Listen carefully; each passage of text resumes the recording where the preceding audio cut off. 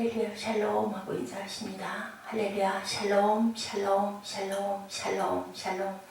하나님 사랑합니다. 여러분 주 안에서 사랑합니다.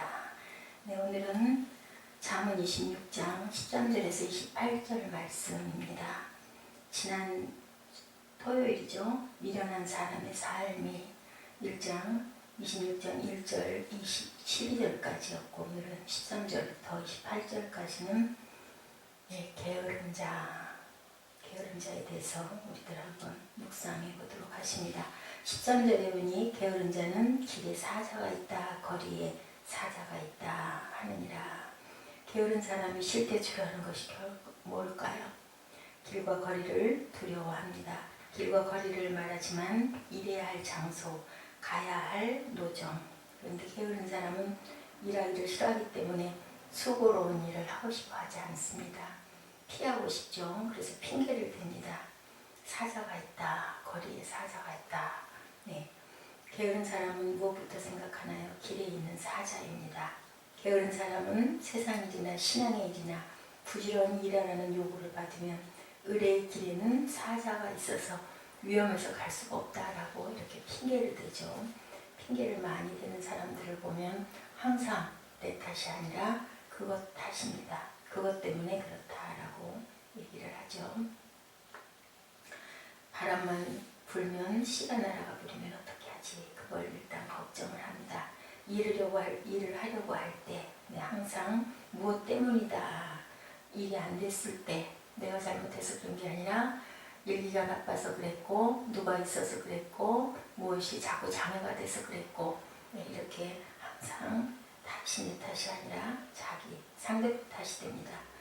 그런 일은 나로서는 감당할 수 없다. 난관과 위험이 도사리고 있기 때문에 내가 어떻게 할 수가 있겠느냐 이렇게 환경 탓을 합니다. 상황 탓을 합니다. 시편 104편 20절부터 23절까지 사자에 대해서 말이 나오고 있어요. 주께서 흑암을 지어 밤이 되게 하시니 산림의 모든 짐승이 기어 나오나이다. 젊은 사자가 그 잡을 것을 쫓아 부르짖고 식물을 하나님께 구하다가 해가 되면 물러가서 그 굴에 눕고 사람은 나와서 노동하며 저녁까지 수고하는도다 이렇게 말씀하고 계십니다. 사자는 해가 돋으면 물러가고 그 굴에 가서 눕는데 게으른 사람은 거리에 사자가 있다고 생각을 한다. 네.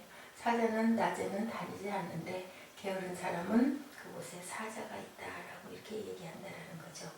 가상적인 난관 때문에 지혜겁을 먹고 우리가 마땅히 해야 할 일들을 하지 않는 게으름 또한 미련한 자들이 하는 소치다 이렇게 말씀하십니다. 전도서 11장 4절에 풍세를 살펴보는 자는 파종하지 아니할 것이요 구름을 바라보는 자는 거두지 아니하리라. 바람만 불면 씨가 날아가 버리면 어떻게 하지? 하면서 씨를 뿌리지 아니합니다. 구름을 보면 비가 오면 어떻게 하지? 하면서 거두지 아니합니다. 물론 파종할 때 바람이 부는 것은 좋지가 않죠. 추수할 때 비가 오는 것은 분명히 불편합니다. 문제가 있습니다. 그러기에 사도 바울이 믿음의 아들 디모데에게 이렇게 얘기합니다. 디모데후서 4장 1, 2절입니다. 하나님 앞에 산 자와 죽은 자를 심판하실 그리스도 예수 앞에서 그의 나타나실 것과 그의 나라를 두고 엄히 명하노니 너는 말씀을 전파하라. 때를 얻든지 못 얻든지 항상 힘쓰라. 말씀을 전파하는데 편리하든지 불편하든지 되든지 안 되든지 어떤 상황이라도 그래도 항상 힘쓰라, 힘을 쓰라고 얘기하고 있죠. 편안하게 잘 될 수 있는 게 아니라 힘을 써라 라고 그렇게 말씀합니다. 네, 마태복음 25장 달란트 비유 여러분들 잘 아시죠? 거기에 보니 한 달란트 받았던 사람이 나중에 주인이 돌아올 때 그 한 달란트를 땅에 묻어놨다가 그렇게 얘기하죠.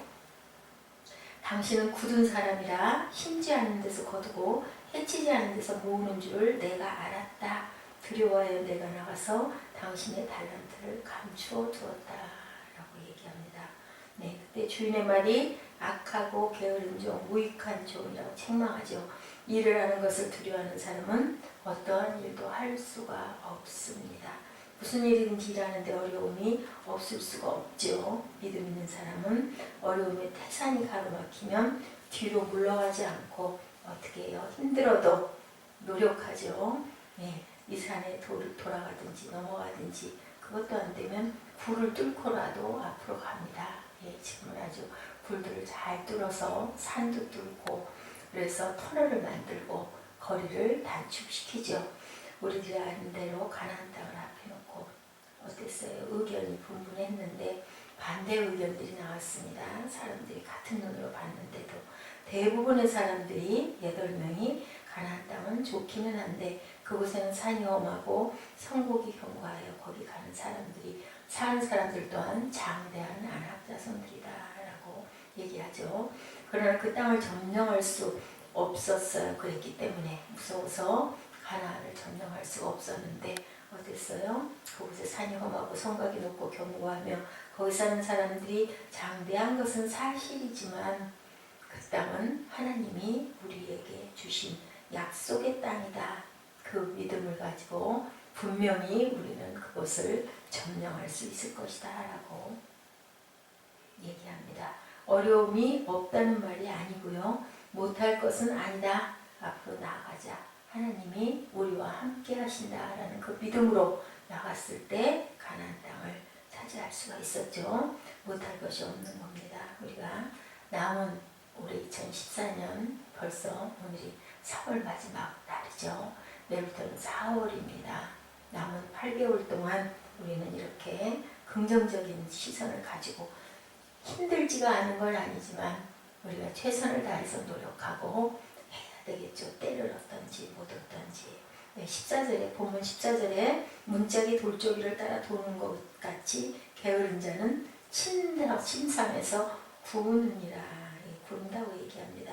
자기가 마땅히 해야 할 일 앞에서 두려워서 게으른 자를 보았는데 자기 안 일에 빠져서 게으른 사람을 이렇게 부르고 있다.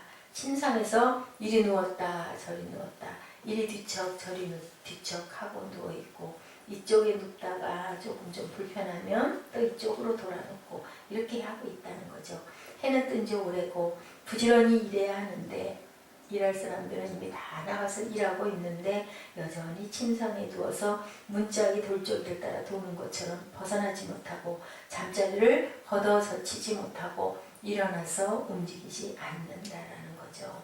예, 화장실을 가야 되겠는데 자리에서 떠나지 못하고 치우니까 이불을 뒤집어 쓰고 이동식 화장실을 찾는다라는 겁니다. 로마서 8장 5절에서 7절에 육신을 쫓는 자는 육신의 일을 영을 쫓는 자는 영의 일을 생각하나니 육신의 생각은 사망이요 영의 생각은 하나님의 원수가 되나니 이는 하나님의 법에 굴복하지 않으니라 뿐이라 할 수도 없습니다 라고 얘기합니다. 아직도 육에 속한 사람은 생각하는 것, 말하는 것, 행하는 것이 육신에서 벗어나지 못하고 그 자리에서 돌고 있다. 네. 부지런하기보다는 게으른 편이 쉽다라는 거죠. 그렇게 해서 게으르게 된다는 것입니다. 우리의 신앙생활도 그렇습니다. 문짝도 돌조기를 따라 도는 것 같이 그 자리에서 아무런 성장도 없이 왔다 갔다 하기만 해서는 안 된다라는 거죠. 육신에 붙어있는 돌조기에서 벗어나야 되겠죠. 성경은 밤이 깊고 낮이 가까웠으니 그러므로 우리가 어둠의 일을 벗고 빛의 갑옷을 입자. 에베소서 4장 22절에는 너희는 유혹의 욕심을 따라 썩어져가는 구습을 쫓는 옛사람을 벗어버리고 오직 신령으로 새롭게 되어 하나님을 따라 의와 진리의 거룩함으로 지으심을 받은 새 사람을 입으라. 여러분도 새 사람 입으셨습니까? 예, 우리는 모두 새 사람을 입었습니다. 골로새서 3장 9절에 옛사람과 그 행위를 벗어버리고 새 사람을 입었으니 이는 자기를 창조하신 자의 형상을 쫓아 지식에까지 새롭게 하심을 받는 자니라. 우리가 창조하신 그분의 형상을 따라 지식에까지도 누구의 지식으로 살아갑니까? 하나님이 주신 지혜로 지식도 새로워져서 살아간다.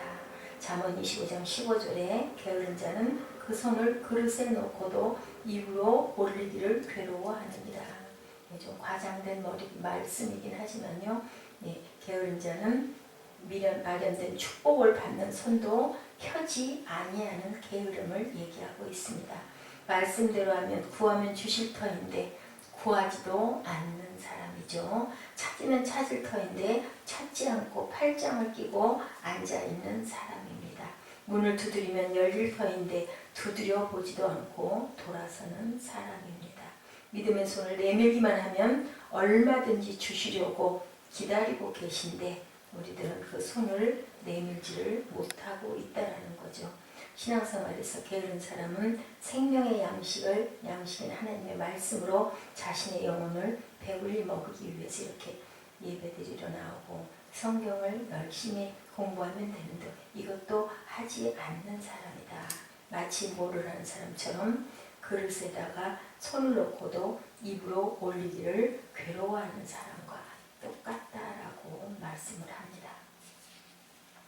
우리가 잠언 26장 16절에 말씀하시죠. 게으른 자는 선히 대답하는 사람 일곱보다 자기를 지혜롭게 여기느니라. 네, 선히 대답하는 사람보다 게으른 사람은 내가 지혜롭다, 내가 최고다라고 얘기를 하고 있다라는 겁니다. 내가 최고다. 베드로전서 3장 15절에 그리스도 예수 안에 있는 소망에 관한 이유를 대답할 수 있는 것이 선한 사람의 지혜다라고 말씀하고 계시죠. 만일 너희 속에 하나님의 영이 거하시면 너희가 육신에 있지 아니하고 영에 있다. 누구든지 그리스도의 영이 없으면 그리스도의 사람이 아니라. 그리스도께서 너희 안에 계시면 몸은 죄로 인하여 죽은 것이나 영은 의를 인하여 산 것이다. 예수를 죽은 자 가운데 살리시니 영이 너희 안에 거하시면 그리스도 예수를 죽은 자 가운데서 살리신 이가 너희 안에 거하시는 그의 영으로 말미암아 너희 죽을 몸도 살리시리라. 로마서에서 이렇게 말씀하고 계십니다. 네, 그리스도 예수 안에 있는 소망에 관한 이유를 대답할 수 있는 것이 이렇게 대답할 수 있는 것이 선한 사람의 지혜다. 왜냐하면 우리의 수고가 하나도 헛되지 않은 줄을 알기 때문이라는 거죠. 그러나 게으른 사람은 이런 지혜로운 사람 일곱보다 자기를 더 지혜롭게 생각하므로 지혜로운 사람의 충고를 들을까요? 안 들을까요? 듣지 않는다라는 겁니다. 네, 지난 그 토요일 날도 우리 함께 아침에 묵상했듯이 스스로 지혜롭게 여기는 자처럼 미련한 자가 없는 거죠. 자기 스스로에 대한 좋은 평가는 게으름의 원인이 됩니다. 내가 다 아는데 뭐 그건 해서 뭐해? 그건 봐서 뭐해? 그건 공부해서 뭐해? 다 알잖아? 그럼 누가 몰라 그걸? 이렇게 생각을 합니다. 네, 그런 자기가 이미 충분한 지혜를 소유하고 있다고 생각하기 때문에 지혜를 얻기 위해 노력하는 겸손한 자세를 가지지 않는다라는 거죠. 우리가 얻는 것으로 충분하다고 생각하는 것은 우리가 성장하고 발전하는데 커다란 암초가 되는 것이죠. 사도 바울이 빌립보서 3장 12절에 나는 이 모든 것을 이미 얻었다 함도 아니요 이미 완전해졌다는 것도 아니다. 그것을 잡으려 하고 달려가는 거다. 그것을 얻게 하시려고 그리스도 예수께서 나를 잡으셨다. 나는 아직 이것을 잡았다고 생각하지 않는다. 뒤에 올 것들을 잊어버리고 앞에 있는 것을 잡으려고 온몸을 앞으로 기울여 예수 안에서 하나님께서 위로 향하신 부르심의 상을 쫓아 내가 달려가노라 라고 얘기하죠. 성숙한 사람은 이와 같은 마음의 태도를 가져야 될 줄 믿습니다. 어쨌든 우리는 지금까지 걸어온 원칙을 따라 앞으로 나아갑니다. 계속 나가야 되겠죠. 계속 자라가야 되겠죠. 계속 성장해야 되겠죠. 어디까지? 그리스도의 장성한 분량까지. 신앙생활하는 데 있어서 이만하면 다 됐어 라는 것은 없습니다. 우리가 천국에 가는 그 순간까지 우리는 성장해야 할 줄로 믿습니다.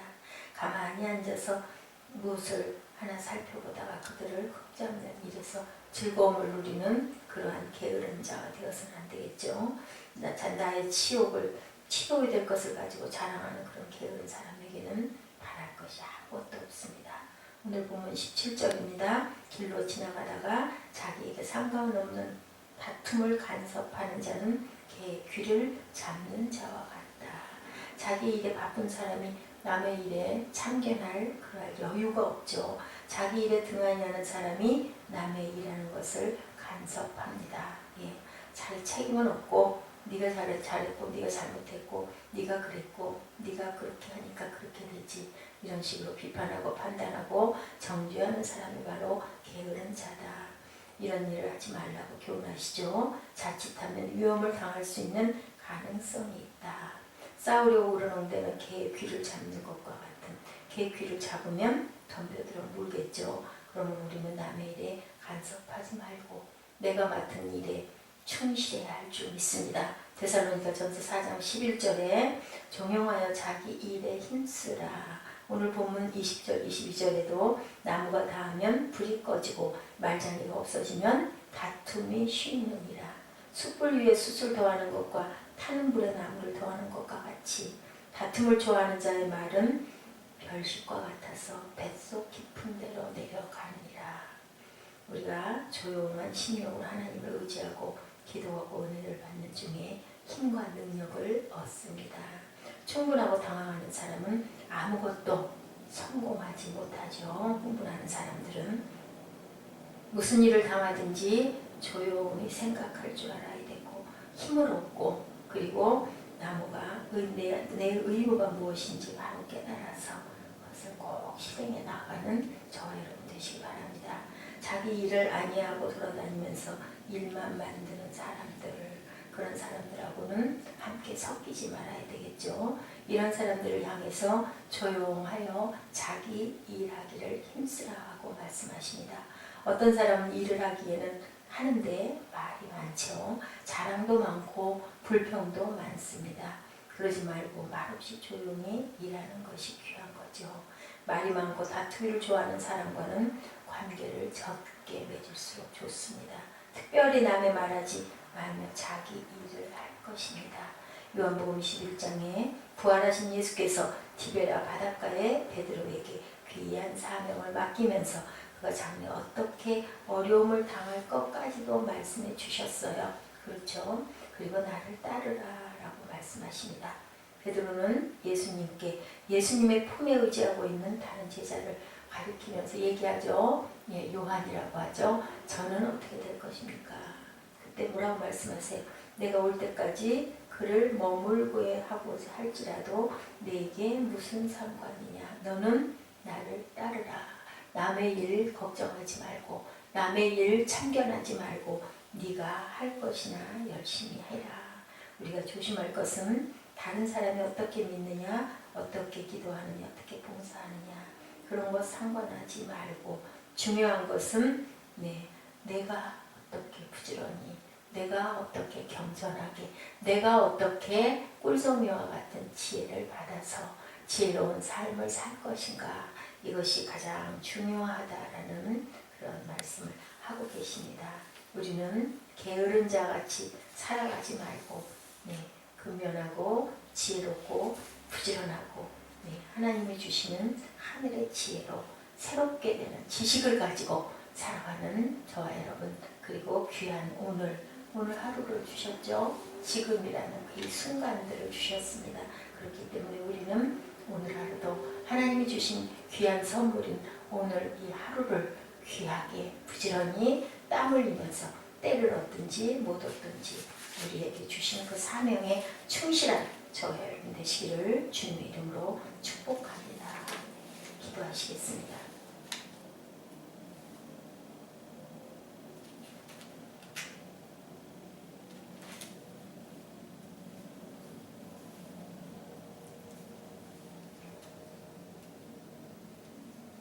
육신을 쫓는 자는 육신의 일을, 영을 쫓는 자는 영의 일을 생각하나니 육신의 생각은 사망이요 영의 생각은 생명과 평안이니라.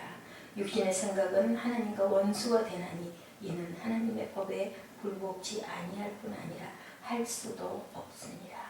아버지, 저희들 육신을 따라 살게 하지 마옵시고 영의 생각을 하며 살아가며 생명과 평안을 얻는 그런 귀한 하루가 될 수 있도록 축복하여 주시옵소서. 아버지께서 늘 동행하시고 아버지께서 인도하시고 아버지께서 보호하심을 믿습니다. 믿음이 없이는 하나님을 기쁘시게 못하나니 그러한 자들은 하나님께서 반드시 상 주심을 믿어야 할지니라 라는 하나님의 말씀을 우리들 깊이 마음밭에 새기고 가는 귀한 하루가 되도록 축복하여 주시옵소서. 감사드리옵고 예수 그리스도 이름으로 감사하며 기도드렸습니다.